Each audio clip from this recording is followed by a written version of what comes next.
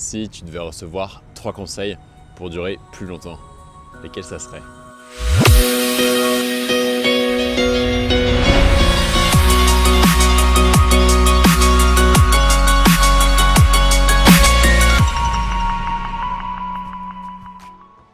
Alors, ces conseils-là que je te donne, ils sont pas tirés de nulle part. C'est des conseils que j'ai vraiment donnés à un ami, américain d'ailleurs, qui avait suivi un accompagnement complet avec un coach tantrique hyper cher et qui n'avait pas forcément de résultats. Et je lui ai partagé ces conseils, il a été hyper enthousiaste sur le sujet. Il les a appliqués à la lettre et il a vraiment vu des résultats en un soir. Salut, moi c'est Pierre, je suis un ancien éjaculateur prématuré. Ça veut dire qu'avant, je n'avais pas duré plus de 30 secondes au lit. Et maintenant, j'accompagne des gens pour qu'ils s'en sortent à leur tour et qu'ils vivent leur sexualité pleinement et qu'ils soient totalement libérés de ce problème. Si je te fais cette vidéo aujourd'hui, c'est parce que cette question, on me la pose énormément. J'ai plein d'amis à qui je raconte ce que je fais dans la vie qui me posent cette fameuse question. Et alors finalement, est-ce que tu n'as pas des conseils à me donner? Et ouais, j'en ai. Mais avant qu'on commence, il faut que tu saches une chose. Le problème d'éjaculation prématurée, c'est quelque chose qui repose sur un conditionnement sexuel qui est à corriger et ça prend du temps à le corriger. Ceci étant dit, il y a clairement des conseils que je peux te donner, que tu peux appliquer dès maintenant si tu as un rapport sexuel ce soir.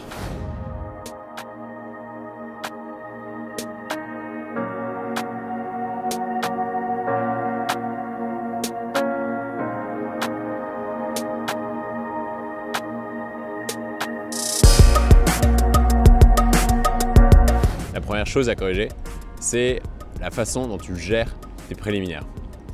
La plupart des hommes ont l'impression que le moins ils s'exposent aux stimulations sexuelles, le plus ils fuient les caresses ou des touchés excitants de leur partenaire et le plus ils vont avoir de temps dans la pénétration.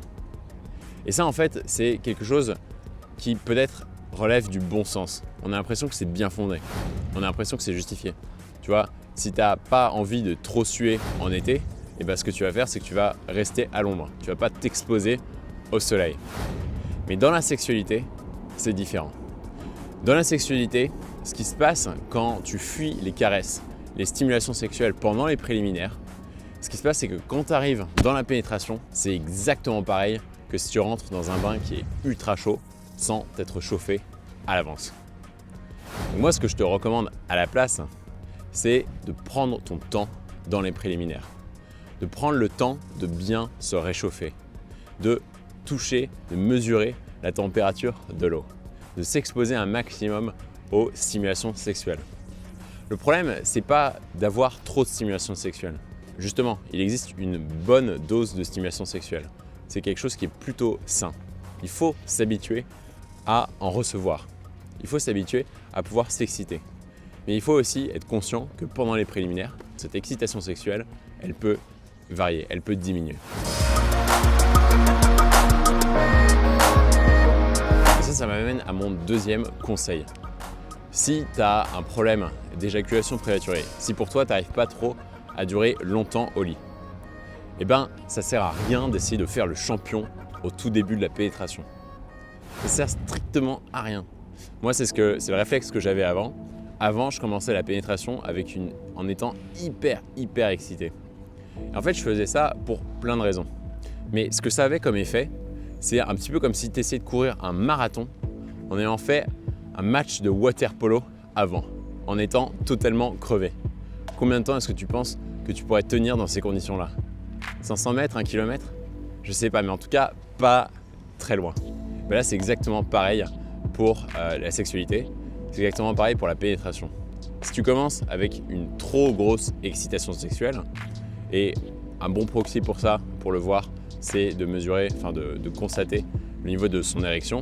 Si tu commences avec une trop forte érection, forcément, tu ne vas pas durer longtemps. Tu ne vas pas avoir assez de marge de manœuvre pendant la pénétration pour pouvoir manœuvrer. La raison pour laquelle les hommes font ça, la raison pour laquelle ils commencent beaucoup trop haut en termes d'excitation dans la pénétration, il y en a plusieurs. Premièrement, ça peut être par exemple parce qu'ils ne se sont jamais vraiment posé la question et ils laissent la femme faire. Et ça, c'est une erreur que je vois beaucoup d'hommes faire. C'est-à-dire qu'en fait, ils commencent la pénétration que quand leur partenaire est suffisamment excité. Il y en a d'autres aussi qui ont peur de ne pas avoir une érection suffisante pour pouvoir rentrer dans leur partenaire, qui ont peur d'avoir en fait la panne. Et ça, c'est aussi quelque chose à corriger. Et finalement, il y en a qui ne portent pas du tout assez d'attention sur ce qui se passe à l'intérieur de leur corps.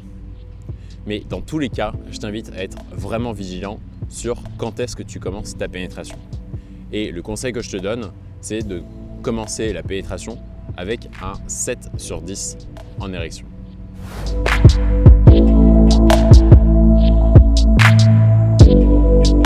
Et troisièmement, c'est ce que j'appelle la différence entre le lion et le taureau. Et je t'encourage à rejoindre le club des lions. Qu'est-ce que font les taureaux quand on les lâche dans l'arène? Un taureau, quand on le lâche dans l'arène, et je déteste la corrida, je préfère quand même le prévenir, mais quand on regarde les taureaux, quand on regarde des images de taureaux qui sont lancés dans l'arène, ce qu'on constate, c'est qu'ils se jettent sur la première chose qu'ils voient. Ils ne réfléchissent pas, ils foncent tête baissée. Ils jettent sur la première chose qu'ils voient. Et qu'est-ce que ferait un lion si on le lâchait dans l'arène? Il prendrait son temps d'observer. Il se déplacerait lentement. Il observerait la situation. Il mesurerait la température. C'est exactement ça que je t'incite à faire au tout début de la pénétration. Tu vois, on a l'impression que quand ça commence, quand la pénétration commence, c'est le show time. Moi, ça m'est arrivé. Et en fait, on a cette impression-là parce qu'on veut combler sa partenaire. C'est vrai ça. On veut la combler. Et donc, on a l'impression que le tout petit temps qu'on a pendant la pénétration, il faut qu'on se donne au maximum. Et ça, laisse-moi te dire que ça te dessert au maximum et que c'est clairement une erreur à ne pas faire. Ne joue pas le taureau. Essaye plutôt de jouer le lion. Alors, qu'est-ce que ça veut dire de jouer le lion en pratique au tout début de la pénétration avec sa partenaire? Ça veut dire prendre le temps de faire une pause. Au tout début de la pénétration, prends le temps de faire une pause. Qu'est-ce que tu peux faire pendant cette pause? Tu peux faire des caresses, tu peux lui faire des câlins, tu peux lui dire à quel point tu la trouves sexy. Tu peux faire tout un tas de choses qui renforcent énormément l'intimité dans votre couple et qui va énormément t'aider à gérer par la suite. Si tu fais cette pause pendant 90 secondes, tu doubles ou tu triples ou tu quintuples tes chances de durer plus longtemps. C'est juste fantastique à quel point c'est important le début d'un rapport sexuel, le début d'une pénétration. C'est hyper important. Et c'est très important, mais en fait, il y a très peu de gens qui le font correctement.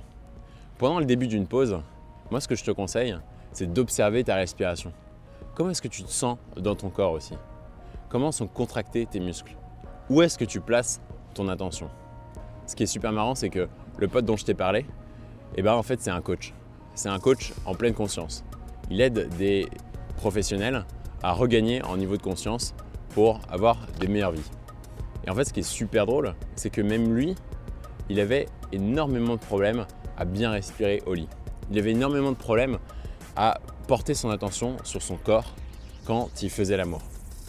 Tu vois, il avait beau faire des conférences devant plus de 500 personnes, être franchement plutôt connu maintenant, il avait toujours du mal.